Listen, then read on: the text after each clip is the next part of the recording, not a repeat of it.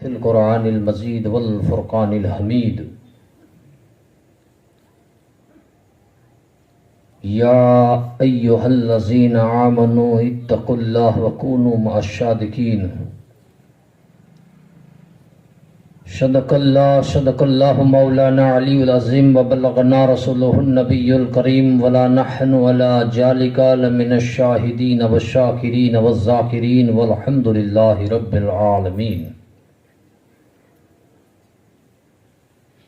मेरे दोस्तों और बुज़ुर्गों, नौजवान साथियों, ख़वातीन पर्दा नशीन इस्लामी, मेरी माँ और बहनें, अभी मैंने आप हजरात के सामने खुतबा शानी के बाद कुरान मजीद वल फुरकान हमीद की एक मशहूर और मारूफ आयत करीमा की तिलावत करने का शरफ हासिल किया,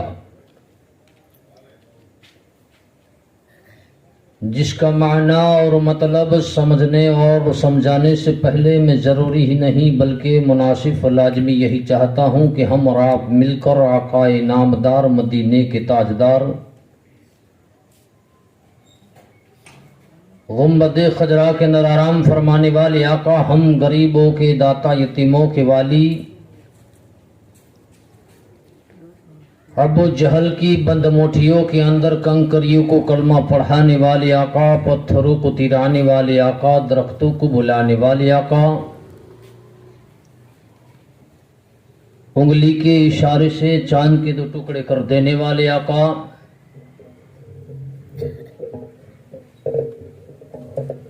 जनाब अहमद मुस्तफ़ा मोहम्मद मुस्तफ़ा सल्लल्लाहु तआला अलैहि वसल्लम की बारगाह बेकसपना में एक मरतबा बावाज़ बुलंद दुरूद का हदिया निछावर कीजिए और पढ़िए।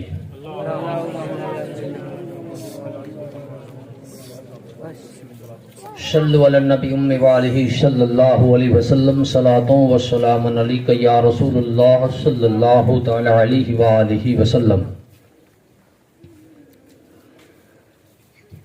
बिरादर इस्लाम, अल्लाह जल्ल जलालहु जल्ल शानहु अपनी पाक किताब के अंदर इरशाद फरमाता है, या अय्युहल्लज़ीना आमनू, ऐ ईमान वालो अल्लाह से डरो, इत्तक़ुल्लाह व कूनू मअश्शादिकीन, कि सच्चे और सालिहीन के साथ हो जाओ। तो बिरादरान इस्लाम, हम जो ये महफिल को सजा कर बैठे हैं, जश्न गौसुल आजम दस्तगीर को सजा कर बैठे हैं, तो अल्लाह तबारक व ताला हमारा ये जश्न गौसुल आजम दस्तगीर सजाना तेरी बारगाह के अंदर कबूल फरमा। तो बिरादरान इस्लाम, हजरत अल्लामा मौलाना अब्दुल मुस्तफ़ा आजमी अपनी किताब जन्नती जेवर के अंदर बयान फरमा रहे हैं कि अपने माँ बाप की खिदमत किया करो। अगर माँ बाप दुनिया के ऊपर हयात नहीं तो उनके कब्र की जियारत किया करो, क्योंकि माँ बाप दुनिया में रहकर भी अपनी औलाद के लिए दुआ कर सकते हैं। और अब्दुल मुस्तफ़ा आजमी अपनी किताब जन्नती जेवर के अंदर फरमा रहे हैं कि माँ बाप अगर दुनिया के अंदर मौजूद नहीं तो उनकी कब्र की जियारत किया करो, क्योंकि माँ बाप कब्र के अंदर से भी औलाद के लिए दुआ फरमा सकते हैं। तो आइए, इसी बात पर मुझे एक वाक़ियात याद आया है कि बगदाद शरीफ के अंदर उलमाए किराम हर जुम्मा की नमाज के बाद कब्रों की जियारत करने के लिए कब्रिस्तान तशरीफ ले जाया करते थे। तो एक मर्तबा बगदाद के उलमाए किराम के साथ, शागिर्दों के साथ इमाम साहब नमाज जुम्मा के बाद कब्रिस्तान की जियारत करने के लिए, कब्रों की जियारत करने के लिए, फातिहा ख्वानी पढ़ने के लिए नमाज जुम्मा के बाद कब्रिस्तान की तरफ रवाना हुए।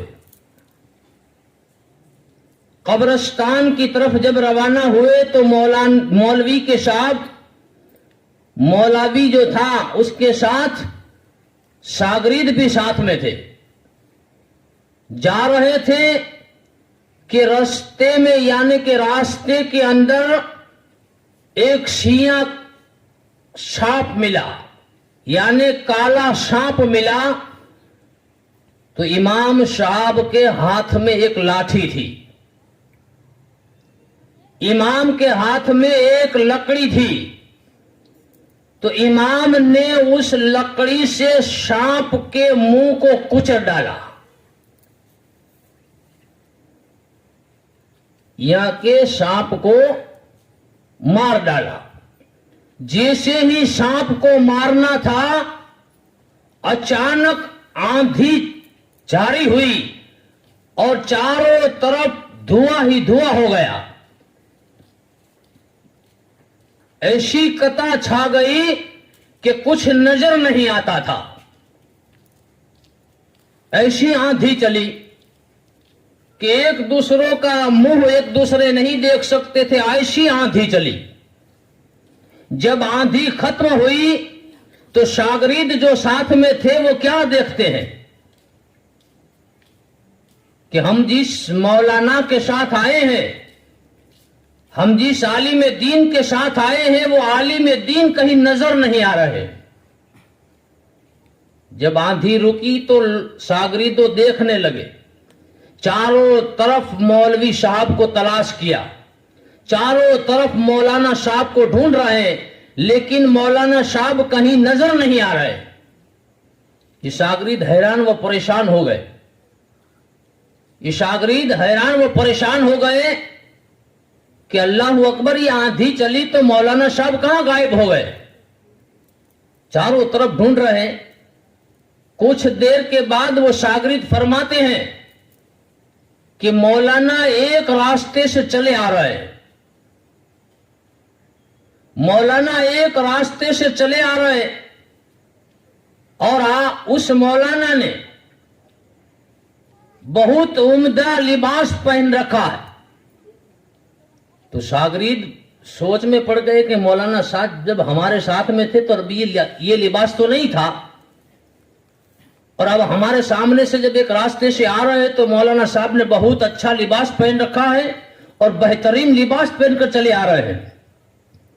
तो शागिर्दों के पास जब मौलवी साहब आए तो शागिर्दों ने मौलवी साहब से पूछा कि आई मौलाना साहब, आप कहां गायब हो गए थे, आप कहां गायब हो गए थे और अचानक हमारी नजरों से रुकोश हो गए कि आप कहीं नजर नहीं आ रहे थे। तो मौलवी साहब ने कहा कि जब मैंने सांप के सर को कुचला तो एक आंधी चली और ऐसी कता चली कि कुछ नजर नहीं आता था। उस आंधी के अंदर कुछ लोग आए और मुझको पकड़ लिया, मुझको पकड़कर दरिया के अंदर गोता दे दिया और मुझको पकड़कर दरिया के अंदर ले गए। दरिया के पानी के अंदर गोता लगाया, एक जजीरे के अंदर मुझे पहुंचा दिया, एक जजीरे के अंदर मुझे पहुंचा दिया। उस जजीरे के अंदर जब हम पहुंचे तो क्या देखते हैं कि उस जजीरे के अंदर एक बादशाह अपने तख्त के ऊपर बैठा हुआ है और बादशाह के सामने एक नौजवान लड़के की लाश रखी गई है। तो बादशाह ने उन लोगों से पूछा जो मुझको पकड़ कर ले गए थे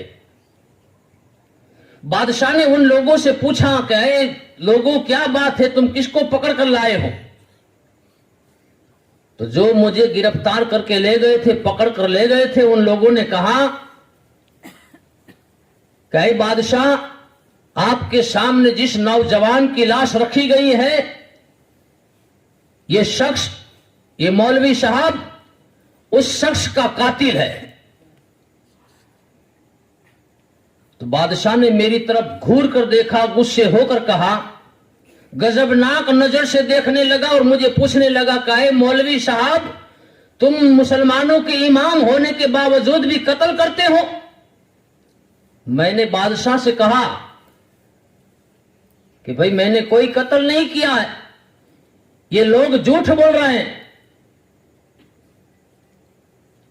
और मुझे झूठा कह रहे हैं, मैंने किसी का कत्ल नहीं किया है।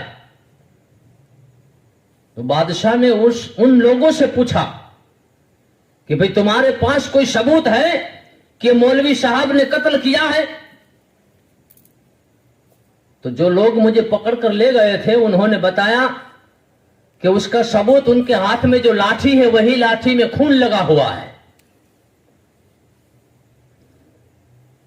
तो बादशाह ने मेरे हाथ में से लाठी को लिया और देखा तो वाकई ही उस लाठी के अंदर खून लगा हुआ था।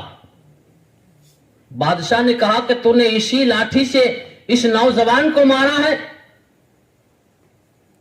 तो बादशाह के सामने मैंने कहा, काई बादशाह, मैंने किसी नौजवान का कत्ल नहीं किया है, मैं तो कब्रिस्तान जा रहा था, रास्ते में एक सांप मिला, उस सांप को मैंने कत्ल किया है। तो बादशाह बोला कि मैं इस जिन्नातों का सरदार हूं और ये मेरा कुंवर है, जो तूने कत्ल किया है वो सांप नहीं था, मेरा बेटा था।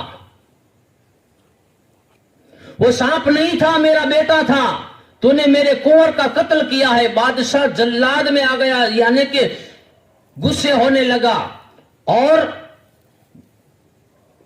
जल्लाद के हवाले मौलवी साहब को किया कि इनको गिरफ्तार कर लिया जाए। तो मौलवी साहब का मुकदमा काजी साहब के पास पहुंचा। तो काजी साहब ने मुफ्ती आजम से फतवा लिया। काजी ने मुफ्ती आजम से फतवा लिया कि इस कत्ल की कौन सी सजा दी जाए। तो मुफ्ती आजम ने कत्ल की सजा सुनाई कि इस मौलवी साहब को कत्ल कर दिया जाए। जब मुफ्ती आजम ने फतवा दे दिया तो जल्लाद ने मुझे पकड़ लिया और मेरी गर्दन को तन से जुदा करने के लिए मुझे ले गए। तो मैं अफसोस करने लगा, बहुत घबराने लगा। और जल्लाद ने जब हाथों में तलवार उठाई, जल्लाद ने जब हाथ में तलवार उठाई और मेरे सर पर वार करना चाहता था कि मुझे मेरे पीर की याद आ गई।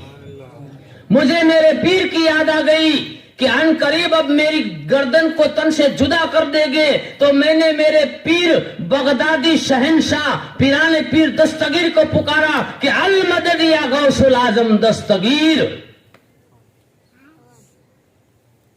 जब मैंने अपने पीर को पुकारा तो गायब से निदा आई, गायब से निदा आई कि आए जल्लाद, इन मौलवी साहब को कत्ल मत करना, क्योंकि ये पीराने पीर दस्तगीर का मुरीद है। पीराने पीर शेख अब्दुल कादिर जिलानी का मुरीद है, इसे कत्ल मत करना। जब जल्लाद ने गायब से निदा सुनी तो हाथ से तलवार छूट गई। जल्लाद के हाथ से तलवार छूटी। जल्लाद फौरन बादशाह के बारगाह में पहुंचा। कहे बादशाह, जल्लाद को देखकर बादशाह कहता है, क्या बात है जल्लाद, तूने उस मौलवी साहब को कत्ल कर डाला? जल्लाद कहता है, बादशाह तुम्हें पता है कि जिस मौलवी की गर्दन मारने का हुक्म दिया गया है वो पीराने पीर दस्तगीर का मुरीद है। बादशाह अपने तख्त से नीचे उतर गया। जिन्नातों का बादशाह था, अपने तख्त से नीचे उतर गया और मौलवी साहब की बारगाह में हाजिर हो गया कि आप पीराने पीर दस्तगीर के मुरीद हैं? तो मौलवी साहब ने कहा, हाँ, मैं पीराने पीर दस्तगीर शेख अब्दुल कादिर जिल्लानी का मुरीद हूं। तो मौलवी साहब ने कहा कि हुजूर अब आप ही मेरे बेटे की नमाज जनाजा अदा करवा दीजिए, हुजूर आप ही मेरे बेटे की नमाज जनाजा अदा करवा दीजिए। तो मैंने उस बादशाह जीन के बेटे की नमाज जनाजा को अदा करवाया।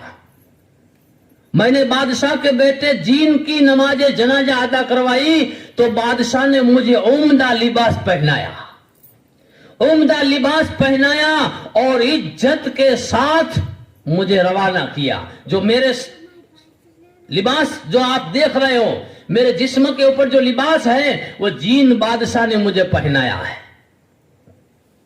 तो हमें पता यहां चलता है कि पीराने पीर दस्तगीर शेख सैयदना अब्दुल कादिर जिल्लानी की हुकूमत जिन्नातों के ऊपर भी चल रही है।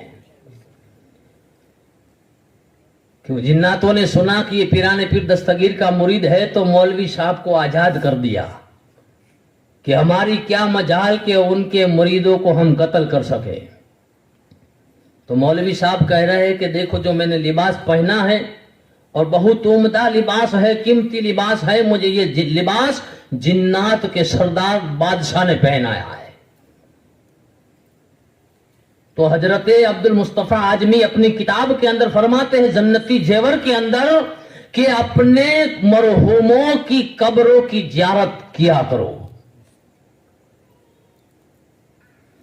क्योंकि मरहूमों की कब्रों की जब तुम जियारत करते हो तो मरहूम तुम्हारे फातिहे से उनकी रूह खुश हो जाती है। और अगर माँ को तो इतनी तासीर दिया है कि माँ की कब्र के पास जाकर बच्चा कहे कि माँ मुझे फला तकलीफ है तो माँ कब्र के अंदर सुन लेती है। और माँ अगर कब्र में सोए हुई है फिर भी अगर अल्लाह की बारगाह में दुआ कर दे तो बेटे की तकलीफ अल्लाह आसान फरमा देता है। माँ को अल्लाह तबारक व तआला ने ऐसा लक़ब अता फरमाया है। तो आइए पीराने पीर दस्तगीर की क्या बात करें कि एक मर्तबा शहर बगदाद के अंदर एक सौदागर था, जिस सौदागर ने तमाम तैयारियां कर ली तिजारत के वास्ते, तमाम सामान को जमा कर लिया और तमाम सामान को जमा करने के बाद सौदागर अपने पीर की बारगाह में पहुंचा इजाजत लेने के लिए। सौदागर अपने पीर की बारगाह में जाकर अर्ज करता है कि ऐ मेरे पीर, मैंने तिजारत का तमाम सामान जमा कर लिया है और आपकी इजाजत तलब करने के लिए आया हूं। हुजूर आप मुझे इजाजत दे तो तिजारत के वास्ते सफर करूं। तो सौदागर ने जब अपने पीर से कहा कि मैं आपकी इजाजत लेने के लिए आया हूं, पीर ने अपनी आंखों को बंद कर लिया। पीर ने अपनी आंखों को बंद कर लिया, क्योंकि अल्लाह वाले जब किसी चीज को देखते हैं तो अपनी निगाहों को बंद कर लेते हैं। पीर ने अपनी निगाहों को बंद कर लिया, अपनी आंखों को बंद कर लिया। कुछ देर बाद आंखें खोली और उस सौदागर से कहा कि ऐ सौदागर, ऐ मेरे मुरीद, तो ये सफर के लिए मत जाना। तो उस सौदागर ने कहा हुजूर मैं तमाम तैयारियां कर चुका हूं, अगर मैं सामान लेकर तिजारत के वास्ते नहीं गया तो मेरा बहुत बड़ा नुकसान हो जाएगा। तो पीर ने उस सौदागर से कहा, उस मुरीद से कहा कि अगर तू इस सफर के लिए गया तो इसके अंदर खतरा है। खतरा यह है कि तेरा सरो सामान लूट लिया जाएगा और तेरी गर्दन को तन से जुदा कर दी जाएगी और तेरी जान चली जाएगी। ये तेरा जिंदगी का आखिरी सफर होगा। अगर सफर के लिए ना जा तो बेहतरीन होगा। इस सौदागर ने जब सुना कि ये मेरा आखिरी सफर होगा, अगर सफर करने के लिए गया तो जान जाएगी और अगर सफर करने के लिए नहीं गया तो बहुत बड़ी नुकसानी जाएगी। लेकिन अपने पीर ने तो मना किया, लेकिन पीराने पीर दस्तगीर का चाहने वाला था, दिल में इसके गौसुल आजम दस्तगीर रखता था। अपने पीर की बारगाह में आते हुए शेख मोइनुद्दीन अब्दुल कादिर जिल्लानी की बारगाह में पहुंच गया। पीराने पीर दस्तगीर साहिब रोशन जमीर की बारगाह में आया। पीराने पीर दस्तगीर की बारगाह में आया तो पीराने पीर दस्तगीर तो रोशन जमीर है, चेहरा देखते ही उसकी परेशानियों को पढ़ लिया। चेहरा देखते ही उसकी परेशानी क्या है वो आपको बात समझ में आ गई। आपने उस सौदागर से पूछा कि बेटा इस कदर उदास क्यों है, इस कदर उदास क्यों है? तो सौदागर ने कहा कि हुजूर पीराने पीर दस्तगीर, मैं अपने पीर की बारगाह में गया था, मैं एक बहुत बड़ा सौदागर हूं, तिजारत का तमाम सामान मैंने जमा कर लिया है, पीर की इजाजत लेने के लिए गया था, लेकिन पीर ने मना फरमाई कि ये तेरे जिंदगी का आखिरी सफर होगा, अगर तू सफर के लिए जाएगा तो तेरे सरो सामान को लूट लिया जाएगा और तेरी गर्दन को तन से जुदा कर दिया जाएगा। इसलिए चेहरे के ऊपर परेशानी है कि अगर सफर किया तो जिंदगी का आखिरी सफर होगा, अगर सफर करने के लिए नहीं गया तो बहुत बड़ा नुकसान होगा। तो पीराने पीर दस्तगीर ने कहा कि अपने पीर ने मना फरमाई? कहा हाँ। कजा बिस्मिल्लाह बोलकर सफर शुरू कर और अल्लाह पर भरोसा रख। बिस्मिल्लाह बोलकर सफर शुरू कर और अल्लाह की जात पर भरोसा रख, अल्लाह तेरा सफर कामयाब अता फरमाएगा। वो सौदागर ने जब सुना कि मेरे पीर ने तो मना किया, देखो पीर कभी झूठ नहीं बोलता है, पीर कभी झूठ नहीं बोलता है, पीर की जुबान से कोई बात निकलती है वो झूठी नहीं होती। लेकिन ये शहनशाह बगदाद की बात है कि उनके पीर ने मना किया है, लेकिन उनका पीर कहता है कि सफर कर ले, तेरे लिए आसान हो जाएगा। शेख अब्दुल कादिर जिलानी ने जब उस सौदागर से कहा कि जा तू सफर कर ले और बिस्मिल्लाह बोलकर सफर शुरू कर, अल्लाह तुझे सफर के अंदर कामयाबी अता फरमाएगा। वो सौदागर की आस बन गई, उम्मीद बन गई कि पीराने पीर दस्तगीर अब्दुल कादिर जिलानी ने फरमाया है कि जा सफर कर, अल्लाह का नाम लेकर सफर शुरू कर। सौदागर घर आया, बिस्मिल्लाह बोलकर सफर शुरू किया, बिस्मिल्लाह बोलकर सफर शुरू किया, तिजारत के वास्ते गया। जब तिजारत के लिए दूसरे मुल्क के अंदर पहुंचा, अल्लाह तबारक व तआला ने उसके माल को फरोख्त फरमाया, यानी कि माल बिक गया और अल्लाह तबारक व तआला ने बहुत सारा इजाफा अता फरमाया, बहुत सारा इजाफा अता फरमाया। जब तमाम सरो सामान फरोख्त कर दिया गया, बहुत सारा इजाफा हुआ, तो ये सौदागर तमाम माल की दौलत लेकर जब वापिस आ रहा था तो रास्ते में एक जंगल आया, रास्ते में एक जंगल आया। तो जंगल के अंदर एक उस सौदागर के काफिले ने एक जगह पर मुकाम किया, एक जगह पर मुकाम किया, वहां पर आराम किया। सौदागर जैसे ही आराम करने के लिए बिस्तर के ऊपर गया, सो गया तो ख्वाब तारी हुआ। ख्वाब के अंदर क्या देखता है कि सौदागर के काफिले के ऊपर डाकुओं ने हमला कर दिया।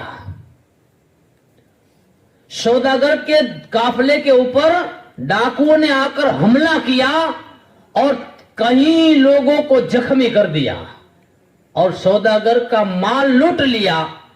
और जाते जाते डाकुओं ने सौदागर की गर्दन के ऊपर ऐसी तलवार चलाई कि उसकी गर्दन तन से जुदा हो गई। ऐसा ख्वाब देखा तो अल मदद या गौसुल आजम दस्तगीर कहकर खड़ा हो गया। अल मदद या गौसुल आजम दस्तगीर कहता खड़ा हो गया। देखा तो तमाम लोग आराम से सोए हुए हैं, चारों तरफ लोग सोए हैं, माल की जो थैली थी सही सलामत है, लेकिन गर्दन के ऊपर जरा सी खराज पड़ गई थी। गर्दन के ऊपर देखा तो तलवार के घा की खराज हो गई थी। सौदागर घबराया, कहीं ये वाकया सही ना हो जाए, क्योंकि मेरे पीर ने फरमाया था, मेरे पीर ने फरमाया था कि ये तेरा आखिरी सफर होगा।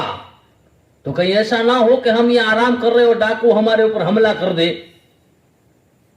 तो अपने तमाम काफिलों वालों को जगाया, कि भाई जागो, चलो अब हम यहां से जल्दी से शहर बगदाद के अंदर चले जाए। शहर बगदाद के अंदर आया। शहर बगदाद के अंदर आते ही वो सौदागर अपने घर नहीं गया, पहले अपने पीर की बारगाह में गया। पहले अपने पीर की बारगाह में गया तो पीर से सौदागर ने कहा कि हजरत, आपने मना किया था, लेकिन मना के बावजूद भी मैंने सफर किया। अल्लाह तबारक व ताला ने मेरा सफर कामयाब किया और बहुत सारा इजाफा अता फरमाया है, बहुत सारा इजाफा अता फरमाया है। पीर ने सौदागर के सामने देखा तो मुस्कुराने लगे। पीर ने सौदागर के सामने देखा तो मुस्कुराने लगे। पीर ने कहा, काहे सौदागर, मेरी बारगाह में क्यों आया है? जाकर शेख अब्दुल कादिर जिलानी की बारगाह में चला जा। शेख अब्दुल कादिर जिलानी की बारगाह में चला जा। सौदागर अपने पीर की बारगाह से शेख अब्दुल कादिर जिलानी महबूब सुबहानी गौसुल आजम दस्तगीर की बारगाह में पहुंचा। पीराने पीर दस्तगीर ने देखा तो उसकी गर्दन के ऊपर तलवार का खास लगा हुआ था, उसकी गर्दन के ऊपर तलवार का घाव लगा हुआ था, उसका निशान पड़ गया था। पीराने पीर दस्तगीर ने देखा तो मुस्कुराने लगे। तो सौदागर सोच में पड़ गया कि मेरे पीर की बारगाह में गया तो मेरा पीर भी मुस्कुराता था, और पीराने पीर दस्तगीर की बारगाह में आया तो ये भी मुस्कुरा रहे, बात क्या है? तो सौदागर ने अपनी गर्दन को झुकाकर शहनशाह बगदाद की बारगाह में अर्ज किया, हुजूर बात क्या है, आप जरा मुझे बताइए। तो पीराने पीर दस्तगीर ने कहा, तेरे पीर ने जो बताया था वो बात सही थी। तेरे पीर ने जो बताया था वो बात सही थी कि जो तेरा सफर था ये आखिरी सफर था, और वाकई जो तूने ख्वाब देखा है और ख्वाब में तेरी गर्दन तन से जुदा हो गई थी, वो वाकयात हकीकत में बनने वाला था। लेकिन जब तू यहां से निकला तो मैंने लोहे महफूज के ऊपर हाथ बढ़ाया और तेरी हकीकत में जो वाकया होने वाला था वो मैंने ख्वाब में बदल डाला। हकीकत में जो वाकयात होने वाला था वो मैंने ख्वाब में बदल डाला। तूने जो ख्वाब देखा है वो तेरे पीर का फरमान था। तेरे ऊपर बेशक ये घात आने वाली थी, तेरे ऊपर ये मुसीबत आने वाली थी, और तेरा सफर आखिरी था, लेकिन तूने मेरा नाम लेकर और अल्लाह के नाम से शुरू किया था सफर, तो मैंने अपना हाथ बढ़ाया और लोहे महफूज के ऊपर पहुंचाया और तेरी हकीकत वाकियत को मैंने ख्वाब में बदल डाला। इसलिए तेरा पीर मुस्कुरा रहा है, क्योंकि तेरे पीर में ये ताकत नहीं कि वो अल्लाह के हुक्म के अंदर दखल अंदाजी कर सके। तो सौदागर भी मान गया कि बेशक मैंने ख्वाब देखा। तो पीराने पीर दस्तगीर ने कहा, जो तेने ख्वाब देखा वही बात तेरे साथ बनने वाली थी, लेकिन मैंने तेरे ख्वाब में वो चीज को बदल डाला और तेरा सफर जो था वो कामयाब हो गया। तो गौसुल आजम दस्तगीर की ऐसी बात होती है। देखो, पीराने पीर दस्तगीर की बारगाह में एक मर्तबा आप तकरीर फरमा रहे थे, शहनशाह बगदाद तकरीर फरमा रहे थे। अचानक एक काफिला आया। अचानक एक काफिला आया तो काफिले वालों के साथ पैक किए हुए 2 थैले थे। जिस थैले को सिलाई किया हुआ था, पैक थैले थे। जो काफिला नजदीक आया तो काफिले वाले ने दोनों थैलों को रख दिया। दोनों थैलों को रख दिया और शेख अब्दुल कादिर जिलानी की बारगाह में आकर वो काफिले वाले अर्ज करते हैं कि पीराने पीर दस्तगीर, आप बता दीजिए कि इन थैलों के अंदर क्या है। अरे शेख अब्दुल कादिर जिलानी, आप बता सकते हो तो बता दो कि इन दोनों थैलों के अंदर क्या है। पीराने पीर दस्तगीर शेख सैयदना अब्दुल कादिर जिलानी खड़े हुए।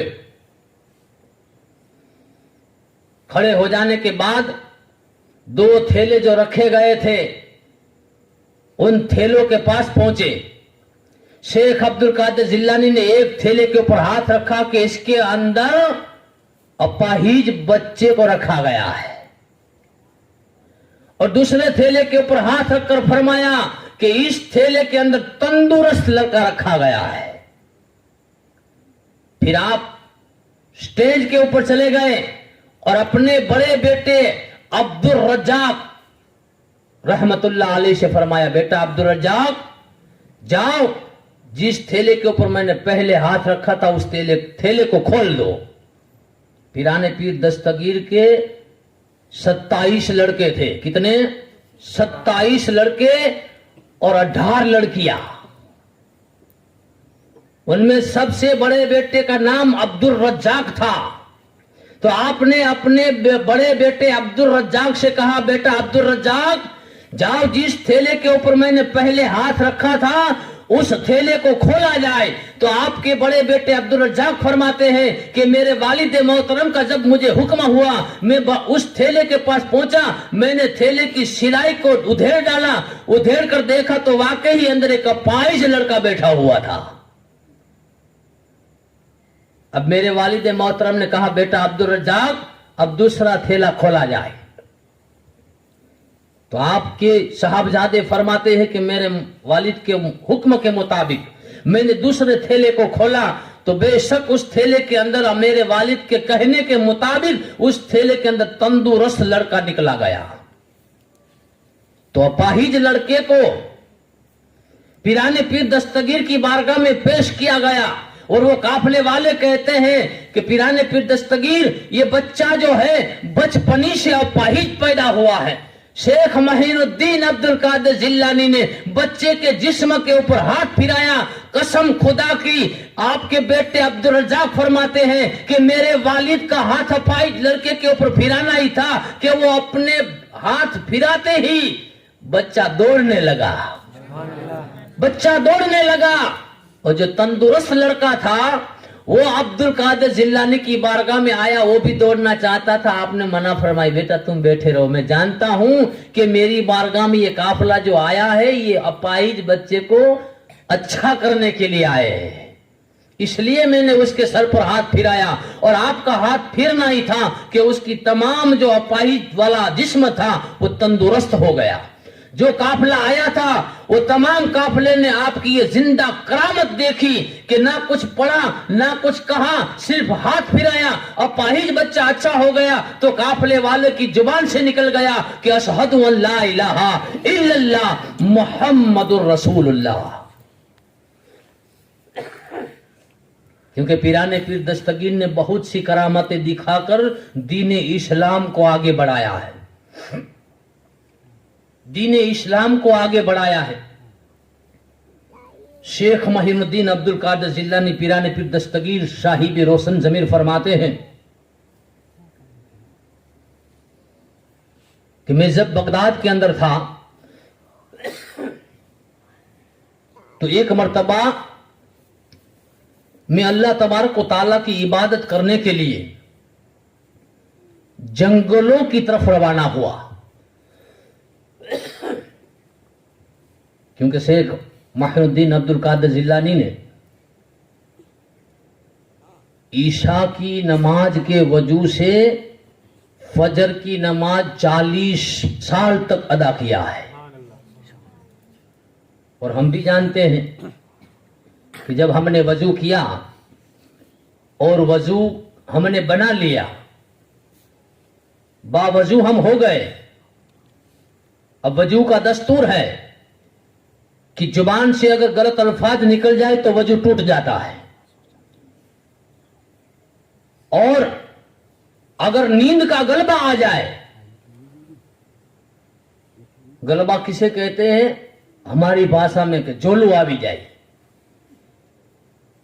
तो नींद का गलबा जब आ जाता है तो वजू टूट जाता है। सोने की बात तो एक तरफ रही, सिर्फ नींद का गलबा आ जाए तो वजू टूट जाता है। लेकिन शेख महीनुद्दीन अब्दुल कादिर जिलानी फरमाते हैं कि मैंने ईशा के नमाज के वजू से तकरीबन 40 साल तक फजर की नमाज को मैंने अदा किया है।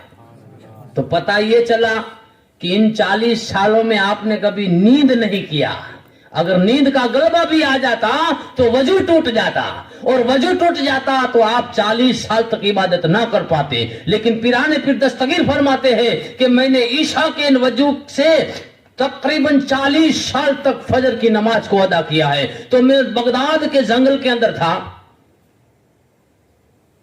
तो बगदाद के जंगलों के अंदर एक मर्तबा मुझे एक नौजवान लड़का मिला था, नौजवान, लेकिन बीमार था और लड़खड़ा रहा था, खड़े होने की ताकत नहीं रखता था, क्योंकि जब खड़ा होता था तो लड़खड़ा कर गिर जाता था। जब मेरा गुजर उस लड़के से हुआ तो लड़के ने मुझे पुकारा, क्या माहिनुद्दीन अब्दुल कादिर जिलानी, मैं खड़ा होना चाहता हूं, मुझे सहारा दीजिए, मैं खड़ा होना चाहता हूं, मुझे सहारा दीजिए। तो पिराने पीर दस्तगीर फरमाते हैं कि जब उस इंसान ने मुझे पुकारा, उस नौजवान ने मुझे पुकारा, तो मैं उसके बारगाह में हाजिर हुआ, उसके पास गया, मैंने उसको हाथ दिया, सहारा दिया। जैसे ही मेरा हाथ लगा वो तंदुरुस्त हो गया, जैसे ही मेरा हाथ लगा वो तंदुरुस्त हो गया। तो उस नौजवान ने कहा, अरे माहिनुद्दीन जिलानी, मैं कोई नौजवान नहीं, मैं दीन इस्लाम हूं और आपका लक़ब आज से माहिनुद्दीन जिलानी है, क्योंकि दीन को जिलाने वाले। मैं कोई नौजवान नहीं, लेकिन मैं दीन इस्लाम हूं। मैं गिर रहा था क्योंकि इस्लाम कमजोर हो चुका था, इस्लाम का मजहब गिर रहा था, तो आपने सहारा दिया, इस्लाम का मजहब तंदुरुस्त हो गया और इस्लाम का बोलबाला हो गया। आज से आपका लक़ब माहिनुद्दीन जिलानी हुआ, दीन को जिलाने वाले, दीन को जिंदा करने वाले, उसी दीन से आपका लक़ब माहिनुद्दीन जिलानी हुआ। तो पिराने पीर दस्तगीर की बहुत सारी करामतें हैं मेरे दोस्तों, बेशुमार करामतें बताई है।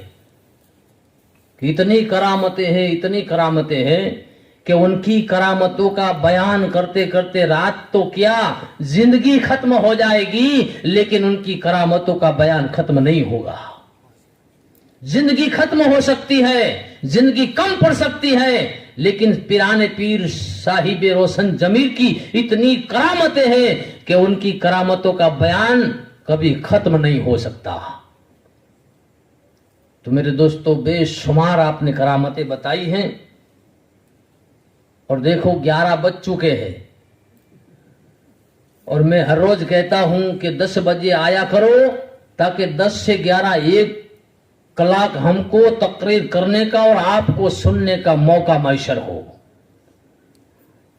लेकिन कभी कभी 10:15 बजे शुरू होती है, कभी 10:30 बजे शुरू होती है, लेकिन मैं तो अपने वक्त के ऊपर ही चलूंगा, चाहे 10:30 बजे शुरू हो या 10 बजे हो, मैं 11 बजे खत्म कर दूंगा। तो आज की ये महफिल जो है, अब देखो मैंने आज बताया कि माहिनुद्दीन जिलानी का लक़ब दीन को जिलाने वाले हैं। कल इंशाअल्लाह आज वजल ख्वाजा गरीब नवाज हिंदल वली सरकार की छठी का दिन है, कल ख्वाजा हिंदल वली सरकार की छठी का दिन है, और अल्लाह जल्ले जलालहू ने आपको भी मोइनुद्दीन जिलानी का लक़ब दिया है। मोइनुद्दीन जिलानी यानी मोइनुद्दीन चिश्ती, वो भी दीन को जिलाने वाले। एक तरफ मोहीन है, एक तरफ मोइन है, दोनों दीन को जिलाने वाले, और दोनों हसनी हुसैनी सादात है। दोनों का सिलसिला इमाम हसन और इमाम हुसैन से मिलता है, और दोनों हसनी हुसैनी सादात है। इंशाअल्लाह अज़ व जल आने वाली रात को अगर जिंदा रहे तो आपके सामने मोइनुद्दीन चिश्ती अजमेरी शजरी की बात जरूर बताऊंगा कि अल्लाह तबारक व तआला ने आपको दीन के मोइन का लक़ब दिया है। बस इसी बात पर मैं अपनी गुफ्तगू को खत्म कर रहा हूं, और अल्लाह तबारक व तआला की बारगाह में दुआ कर रहा हूं, मालिक व मौला, मैंने जो भी बयान किया है, जो भी नसीहत दिया है इलाहुल आलमीन, इस बयान के अंदर, इस नसीहत के अंदर अगर मेरी जुबान से कोई गलती, कोई लफ्जिश, कोई भूल आ गई हो, तेरे महबूब के सदके में मेरी गलतियों को माफ फरमा। और पाक परवरदिगार आलम हम जिस जिक्र के अंदर बैठे हैं, ऐ मालिक मौला, उस जिक्र के अंदर हमने हाजिरी दिया है। इलाहुल आलमीन, तेरे महबूब के सदके में हमारी हाजिरी को तेरी बारगाह के अंदर कबूल फरमा। और पाक परवरदिगार आलम, अगर हम पर कोई मुसीबत बला बीमारी आफत आ रही हो, तेरे महबूब के सदके में और पिराने पीर दस्तगीर के वसीले से हमारे ऊपर आने वाली हर मुसीबत बला बीमारियों को दूर फरमा। और हम तमाम मुसलमानों को तेरे महबूब के सदके में, तेरे महबूब के नवासों के सदके में पंजगाना नमाज पढ़ने की नेक तौफीक अता फरमा। और हम तमाम मुसलमानों को जिंदगी में एक मर्तबा मदीना मनौरा की ज़ियारत नसीब फरमा। इल्लल बलागुल मुबीन व आखिरु दावाना अनिल हम्दुलिल्लाहि रब्बिल आलमीन बरहमतिक या रहमर राहिमीन। सलातो सलाम के लिए